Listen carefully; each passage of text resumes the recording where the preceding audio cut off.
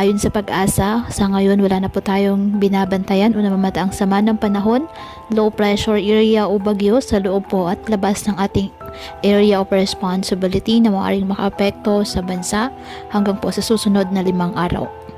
Ngunit asahan pa rin ang maulap na kalangitan na may mga pag-ulan, lalo na sa silangang bahagi ng bansa dahil po yan sa pinagsamang epekto ng amihan at ng shear line.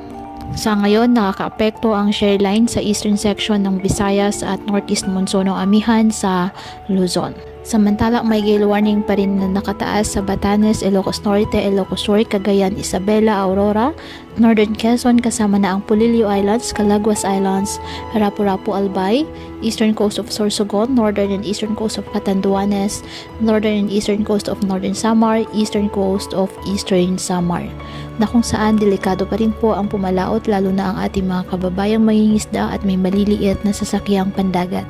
Ngayong araw dahil po sa shear line ang Visayas, Zamboanga Peninsula, Caraga, Bicol Region at Mimaropa, asahan pa din po ang maulap na kalangitan na may kalat-kalat na pag-ulan at thunderstorms.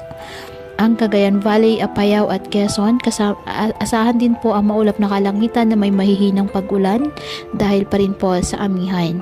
Ang nalalabing bahagi ng Luzon kasama na ang Metro Manila, bahagyang maulap hanggang sa maulap na kalangitan with isolated light rains dahil pa rin po sa northeast monsoon, at ang nalalabing bahagi ng Mindanao, apektado ng mga localized thunderstorms. Asahan pa din ang bahagyang maulap hanggang sa maulap na kalangitan with isolated rain showers or thunderstorms.